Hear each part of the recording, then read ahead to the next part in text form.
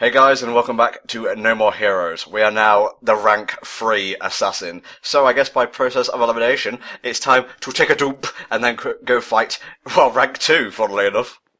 Yeah, it's appropriate there. Now we can finally make all those number 2 jokes that we've all been striving for. Richie, please tell me we're not going to go from fridge to toilet again and again. I don't think so. I mean, we may or may not be returning to the toilet, but we may not be going to the fridge necessarily. I'm surprised that's not a subtitle for a Suda game, Return to the Toilet. So, does this mean that the number 2 assassin, are we gonna fight just a giant toilet? Because I can see Suda pulling that out of his butt. Oh my god, it's the Great Mighty Pooh and he has a katana and everything. I'm fixing to say. Oh god. I have to say, that's one boss fight that I wish that Suda51 had done in No More Heroes, and that's like sort of a more musical boss fight. He sort of goes and does it in Lollipop Chainsaw, as the fights have dynamic music, and you have, because it's all sort of music based, you have the punk rocker, you have kind of the heavy metal, you have the funk, so there is a musical element to them. I like how you skipped the psychedelic, because that one was a fucking pain in the ass. I hated Hippie Chick. Oh, that was an awful fight. Sorry, I was just laughing at Gene spinning from the thing on the ceiling. Yes, Jean does kind of randomly move around the motel room, which is really quite funny and adorable, but it's quite also awesome because on the sequel, you then get to play proper mini-games with Jean, because in the interim between No More Heroes 1 and No More Heroes 2, she gets quite fat. So the part of the mini-game for her is to get her down to an okay weight. But how did the cat get so fat? Gourmet assassin bought food, that's why. And also, I'd like to point out, I'm a sad sack at the best of times, but nothing depresses me faster than like an overfed cat. That's not cool, that's just cruel to the animal. That's true. Like, it always seems like... well, I mean, I say that, but, a while back I went and I hung out with Sonic Movies, right? Uh-huh. And, his cat, he has this Russian blue called Tex Avery. Beautiful fucking cat, I gotta say, though. I love its coat. Like, it's just the... I'm trying to describe this shade of blue in a way that doesn't make me sound super weird, and it's not working, so I'm just gonna say, like, it's a very nice cat. I like how that pigeon was making plane noises as it flew through the window. I know. That is up there with Deadly Premonition making... Oh, what were they? Chipmunks. He gave these chipmunks monkey noises. What? Yeah, no, and it's just the weirdest sound choice of all time, and it's why I love Deadly Premonition. Aren't I a hard-working girl? Reusing boss arenas already. Disgusting, Suda, disgusting. It turns out that when the pigeon flew in the window, Travis was inspired to dress up like a pigeon and fight crime. Yeah, that's how it works. The pigeon scared me, so it will scare other people. Yeah, good logic. No, that makes sense. Because aren't you scared of birds shitting on your car? Everybody is scared of that. I'm mildly annoyed at it. I wouldn't refer to it as a fear. Thanks, now I'm just imagining the Nolan movies, but, Christopher, whatever the fuck his second name is just wearing a pigeon suit instead of a bat suit, and he still can't turn his head. Well, there is an owl man in DC Comics, so it wouldn't be too far off. Also a catman. There's 2 owl men in Watchmen. There's also a squirrel girl in Marvel. Oh yeah, and Squirrel Girl's actually getting a lot of publicity, like... They are really trying to get her out in the public, so maybe a movie from her at some point, because they are really advertising her. I'm sorry, but the art style for her comic is ugly as shit. It is, I agree, actually. Although, in terms of the movie, I mean, hey, Guardians of the Galaxy became really successful. Really now, the sky's the limit. So that's actually kind of cool, I gotta admit. You know what's funny? Just before we get off this topic, I was kind of dreading what Deadpool would be like, because I'm not really the biggest Deadpool fan. I mostly know him from chimichangas, shoot, bang, bang, bang, etc. Oh, I hate that fucking game. So annoying. Yeah, well, I've actually played it, so there you go. But the trailer wasn't half bad. There was plenty of referential humour. Like the guy, Ryan Reynolds, is it? Yeah. He's like, please don't make the suit green and animated and stuff like that. And it kind of hit all the right notes for me. So I'm ready for a fucking janky superhero movie. Let's do this. Yeah, I'm ready for that too. I am also incredibly excited for that film. largely because obviously we had the leaked footage from 2 Comic-Cons ago now, which is the reason that the film's even getting made. Because that was like a test animated footage, and it just was like the most awesome thing ever. I like how you said that footage was leaked. I'm pretty sure that trailer wasn't leaked so much as it was limitedly released. You know, just because footage got on the internet doesn't mean it's always leaked. It just happens to be that case 99% of the time. Also, sometimes studios just really like to limitedly release footage online, and then people are like, oh, I leaked it. No, you didn't. No, you did. They gave it to you. That's not a leak. You didn't do journalism. Okay, Apocalypse looks like Ivan Ooze. I just wanted you to get off that subject. Now, this is one of the most frustrating entries into a boss fight ever. I remember this, yeah. Yeah, you have to jump with the Spell Tiger. And you have to do it twice, but the second one you have very, very little room, and because of the way that the thing works, the jump is a little bit delayed, or at least it feels a little bit delayed. So getting the timing for this thing is awful. Does anyone else like the fact that when you activate boost, your speed gauge bars actually exceed the meter? Yes, I like going fast. Fine, whatever. God. Struggling here, Richie. It's very warm. Yeah, you need a little bit of speed to get over this, and, yeah. Not enough. This is the only assassin he can't beat, the fucking guardrail. It is probably one of the most difficult bits of the game, if I'm honest, because you've got to angle it correctly, and get enough speed, and just all sorts to get over, and it's just a pain. At least the actual level's quite fun in the end, and the boss fight's also quite fun, so I suppose I can forgive it for being finicky to get in. It's like Austin Powers being an assassin. There you go. You think you're bad, don't you? That was cool how he landed and, like, the fucking title got pulled out as he drove along. And what's really, really cool about this level is that you fight on the Spell Tiger. Nice! Like, there's one in the second game which is awful, but this is cool, I guess. Oh, oh yeah, the one. I was thinking, like, when do we fight a bunch of guys on the tiger? But no, it's a boss fight on the tiger, and yeah, that is a dumb ass fight. It's like part of the fight, and then you fight the guy normally, but I'm kind of giving too much away here. Oh boy, look at all the frame drops. The amazing processing power of the Wii, everybody. Now, the one thing that I will definitely criticise this level for, I mean, it's a lot of fun, because you're just mowing these guys down and they really can't do anything to you, because you're invincible whilst you're on the Spell Tiger. But you've got to kill all the enemies in the arena before kind of you can proceed. Yeah. But because they pop in, depending on where you are, it's very, very easy to just kind of go in a loop, and have to go in a loop to just keep killing people who keep appearing, and then it just gets a bit tedious in the end. Or just go, like, right past them and you can't make a tight enough turn. Exactly. I'm pretty sure that there is a donut... Well, there's the ability to do a donut in this game, but I could not for the life of me figure out what button I needed to press. And I don't think I could find any sort of instructional things that told me how to do it, because that probably would have made a lot of my issues a lot better with this level. Because, I mean, just doing a donut on this thing would be amazing, but I could not figure it out. I gotta say, this complements the previous, like, Assassin fight, or at least their level, perfectly, because what were you doing in Speedbuster? Waiting a lot. Here, you don't have to wait to kill enemies at all. The whole field is basically your oyster right now. I do like how, the approach of the enemies in this particular level. He's driving around on his indestructible giant tired bike, but I think we can take him. Yeah.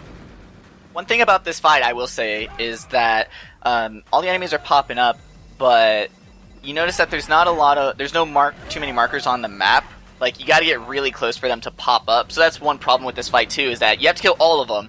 Yet one of the guys could be on the other side of the field, and you end up kind of circling around, wondering where the hell he was. Suda brings this idea back, but he actually brings it back in a later game in Lollipop Chainsaw. In one of the levels, when you're in a farm, you get into one of those giant corn harvesters, and you just mow down never-ending zombies in this giant field while You Spin Me Right Round Baby is playing in the background. Amazing.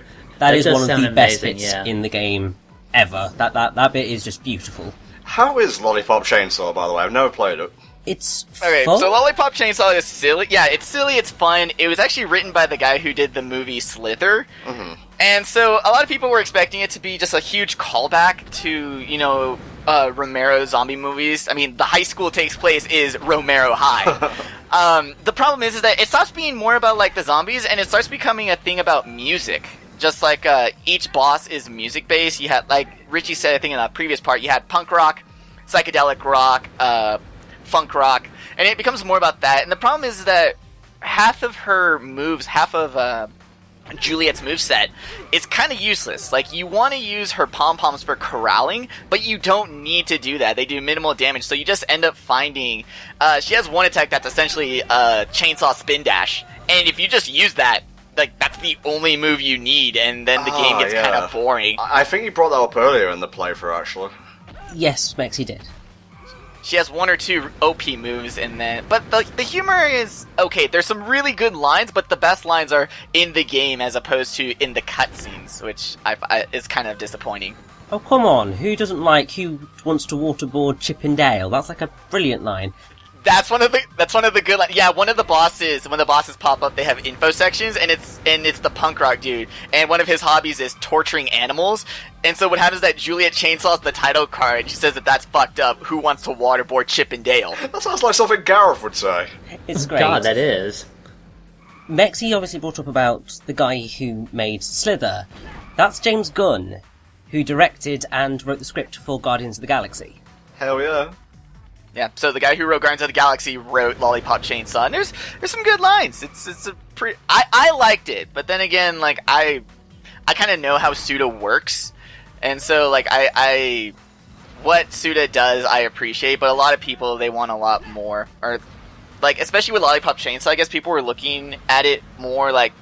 A lot of people say it's a bad Platinum game, which, yeah, you could say Lollipop Chainsaw is a bad Platinum game, but I think it's a pretty good Suda game. I would say so too. I think the main problem that it has is that gameplay-wise, it's less interesting than No More Heroes, which is its main problem. Like, most of the other stuff around it is okay. It's just that there's a little bit of the magic missing. Yeah, just a bit. Is that it? Are we done? Yes? Oh, well, that's reassuring. Wait for it. Oh, thought we were going to have to play Where's Waldo for a second, though. Sorry, too American. Where's Wally? There we go. There you Oh, go. well, alright then. This is what I was talking about, that with the radar, not being able to see where people are. With the Lollipop Chainsaw section, like, your map is just covered in red dots. It's nice to be inside the stadium, like the point where we fought Dr. Peace, but it's like daytime now. Oh yeah, it's really... Well, it's a really great way of reusing an area, but using it in a much different way, because you get the experience of, well, I know this place, but you're riding on a motorcycle in it, it's broad daylight, there's a lot of enemies, so it just feels a lot more different, which is great. That's a thing I really like in video games, like contrasting stuff or like juxtaposing things. Like you have mechanical things next to like natural things, like in a Sonic game, for example. Contrasting gameplay-wise, where you have Speed Buster, like slow and steady, versus all that stuff in the baseball field there. And it's just good, really. Like Xenoblade, the area kind of contrasting, because you have night and then you have day, and different stuff happens at night, different stuff happens at day. Like Sartor Marsh, it's okay during the day, much better at night, but Guar Plain, much better during the day, okay at night. I'm glad Sylvia didn't take so long to talk this time. Like, what was up with her talking during the Speedbuster fight? She would not shut the fuck up. Well, it's probably because if you kind of saw what Sylvia was saying on the carrier pigeon, she's just like, don't try to find me. Basically, shit's hitting the fan with relation to Sylvia, and it's only going to get weirder from here on in. Oh, goody. Plus, another thing too is that when Sylvia talks less, the characters will tend to explain themselves a bit more. So you're getting the same information, but I like how you're getting it from those two different sources. And now we get what's actually probably one of my favourite bosses in the game. Not necessarily in terms of the actual fight, because you can give or take this one, because it's a challenge, but it may be a bit slow for some people.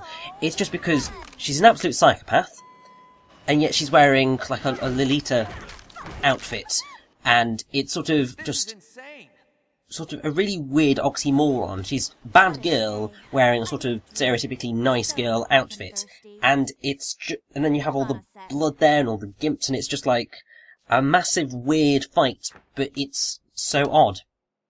Richie, are you familiar with the concept of kinky? Just want to throw it out there, because then it all makes sense what she's going for here. Also, I'd like to point out, very subtle, Suda, with the posters. Hard and fast, right in the kisser. Yeah. But this is definitely my favorite assassin in the game. I love Bad Girl. She's so good. I think, should we go like top three? My top three are Death Metal, Dr. Peace, and probably Destroy Man. You have no right to look Mine's probably the final boss, Mm-hmm. You're no assassin. Bad Girl, Perverted killing maniac. and Don't go on thinking you're better than me. probably Death Metal, yeah. You're hot Mexi? Who the fuck Destroy Man, final boss, Bad Girl. Helldragon, you'll have to wait till the end of the game or actually play it yourself to get an opinion here, mate.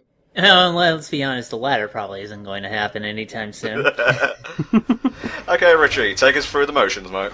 So, considering all the fights that we've had up until this point, Bad Girl's actually a relatively normal fight. She attacks you, you can dodge her quite easily, or sort of mostly easily, because she's sort of slow in her attacks.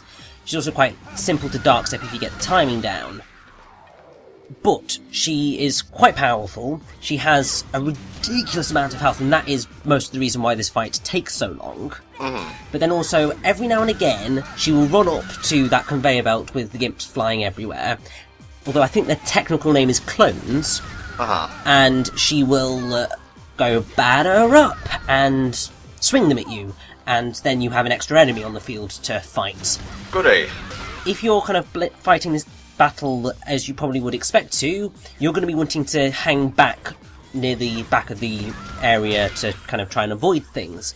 I've found a technique which you will see in this video which actually speeds up the process of battling Bad Girl because of distances and all that jazz. So yes, there's one more thing that I will bring up, but I will leave it until Bad Girl's gone down a little bit more health-wise. I know what that is, but I do have a question for Richie. Since you're obviously more familiar with the English language than I, what is Pleather?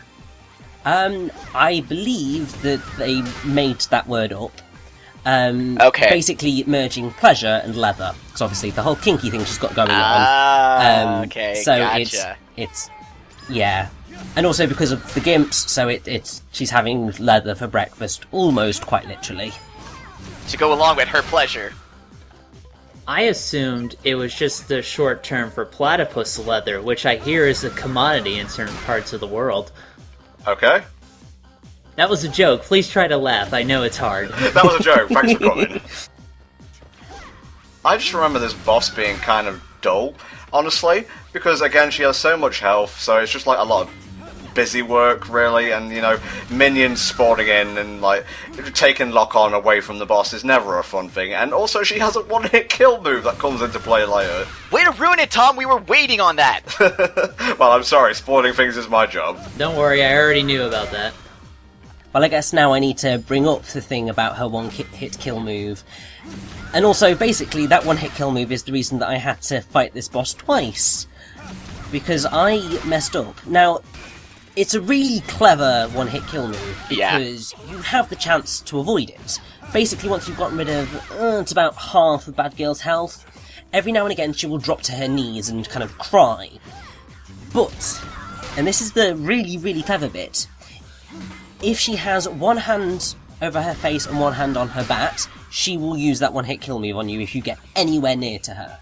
However, if she has both of her hands over her face, she's not going to use that one-hit kill move, so you can get some free hits on her.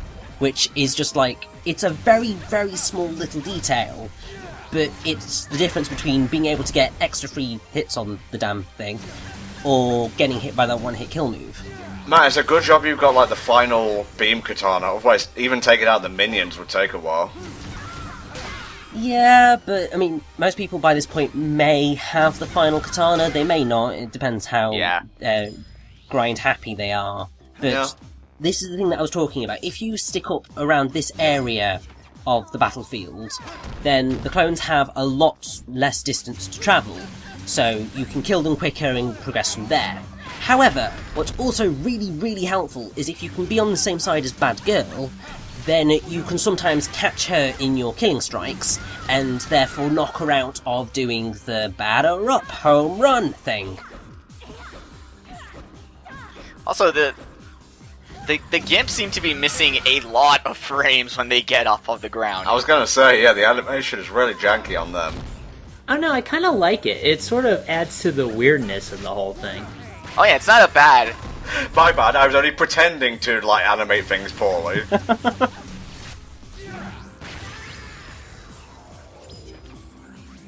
Kinda love this song. It's probably my favorite from the first game. Oh, here we go. So yes, as you can see, she's got her hand on her bat, therefore this would be her one-hit kill move.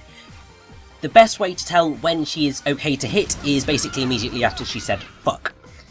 And then you can get some hits on her. If she's got both hands over her face, then that is a free hit, basically, on her.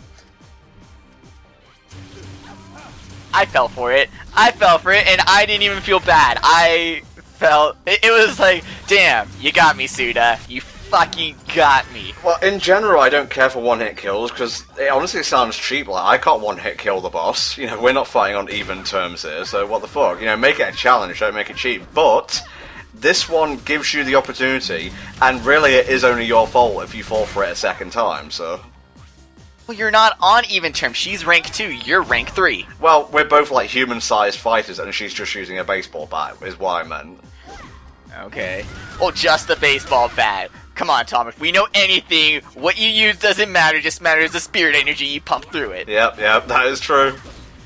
Now, I feel I should point out that, as I said, I had to re-record this fight, mostly just do one immediately after this, because I got hit by the one-hit kill move, which you will be seeing in, like, the final extra part. Nice. Now, what's really, really depressing is that I wasn't intending for that to happen. I had a really long slog of a fight against Bad Girl because I spent most of my time up that end of the battlefield, and just whittling her down because I was just failing miserably. And then, like, with a slither of health left, she went into her one-hit kill move, and I tried to dodge roll out of the way. Unfortunately, I dodged rolled the wrong way, and went straight into her. So that was depressing, but it was fine because it meant, oh good, I can do a better run of Bad Girl now that's going to go a lot quicker.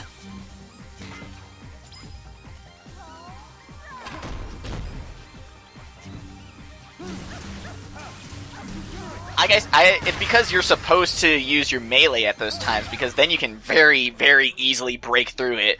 I guess once they got to 2 and they realized, well, I guess people aren't using melee, they cut back on it, and melee just became setups more for doing your wrestling moves. But in this game, like, they don't really explain it to you, but you're supposed to pick up on it that when you get to those points where you're just wailing and you're not doing any damage, you want to transition into your melee attacks and then break them out of it using a lucha throw. I know the fight isn't entirely over yet, but I just want to know now, what's your guys' opinion on this fight? Well, on the character as well, you know, Bad Girl herself. Not a fan of Bad Girl, not really a fan of the fight. Music is okay. I know that will probably get me lynched in certain quarters, but I'm just not a fan. Now, I would say I find the fights every now and then, well, the fact that it goes on so long, I find it a little bit tedious, but I really like what they're going for with the character, and I would say that she's probably one of the most interesting in that respect, because all of the bosses up until this point have been, well, they've had an element of some form of decency around them, they've had a sense of honour, they've had something about them. Bad Girl's just a psychopath. Yeah, thematically, she's, like, a really great boss. It's like, this is, like, the penultimate assassin. This is the person before the final assassin? That's pretty deep shit right there. Oh yeah. Put a bit of stink on it. Well, that's because she's going to set it on fire. Yup. This is stupid. And now she has a shockwave attack. Yeah, oh, okay. Now I remember why I don't like this boss. And now Tom's angry. You wouldn't like me when I'm commentating. I don't know, I'm looking at this and I know from my own past experience that Bad Girl does have a lot of fans. I think she's kind of boring from what I'm seeing. I think Speedbuster was way more interesting personally, and the earlier Assassins too. Here she's just, well, obviously she's number 2 because she's a psychopath. I'm like, okay, oh well, she's dressed up like a little girl, but she's like a killer. Okay, I've seen it before. Meh. I think the main reason that I kind of like this fight more than some of the others is because it is almost entirely a game of skill.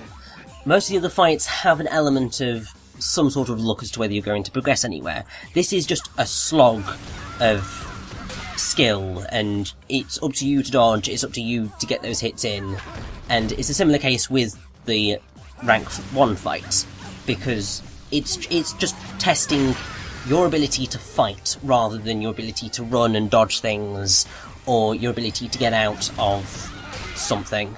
Actually, now that you mention it, ranks 2 and 1 actually do have like similar gameplay styles, but I think 1 did it better, and we'll see what happens there in the next part, I believe. Oh yeah, you just reminded me too that can't you essentially parry the Gimps when they're flying at you? Probably. I don't think I've ever attempted to do that, largely because that's madness. I don't know why. For some reason, I remember. Maybe I just made this up in my head, but it's like Travis swinging the sword and the Gimp is like spinning horizontally into it, and you can just parry them out of the way. Well, you remember back with our foray into baseball, it did not go very well. I mean, I have to say, it's not surprising, because I'm pretty sure I've made something up to do with Kingdom Hearts and being able to fight Kairi on Destiny Islands. Like, I seem to recall this being a thing that you could do that was very rare, but I found nothing to corroborate that fact. Yeah. Kairi fighting, that's a good one. Classic Kingdom Hearts comedy. Uh-huh. Come on, Travis, no time to be humping the floor. I think now is the perfect time to be doing that. You know he would. Now, I suppose quickly before we just kill Bad Girl now, she's voiced by Catherine Fior, who has been in a reasonable amount of stuff. I mean, most famous is probably Venus in Metal Gear Acid 2 and Metal Gear Solid Portable Ops. She's been some other stuff. She's a partygoer in Mission Impossible 3, and Dana in 30 Nights of Paranormal Activity with the devil inside the girl with the dragon tattoo. But nothing hugely big, I would have said. And this is why she's the number 2 assassin, because even when she's got a beam katana through the gut, she's still attacking her victim. You win. Also, more uncensored blood, because obviously that thing's sticking through her, and look at all the blood! Sorry, no, the make of the refrigerator is Chiller 7. Best pun. Oh, that's not the first time just sex has gone bad for Travis. Just ash everywhere. Oh god. Towel! Towel! Therapist!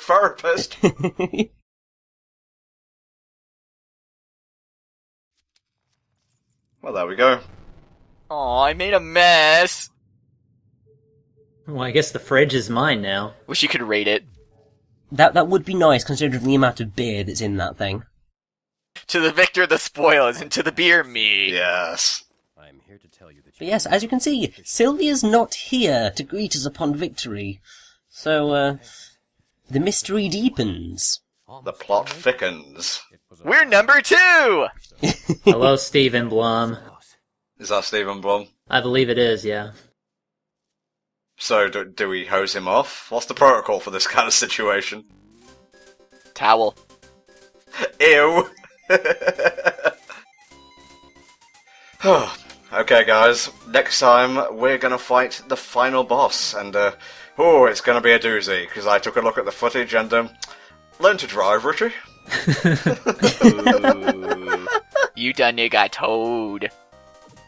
Finally we can say we are number 2. There we go. See, Tom is happy now. The playthrough's just been leading up to this moment. Okay, guys, we'll see you next time for the penultimate story part of the playthrough. See you next time for more No More Heroes.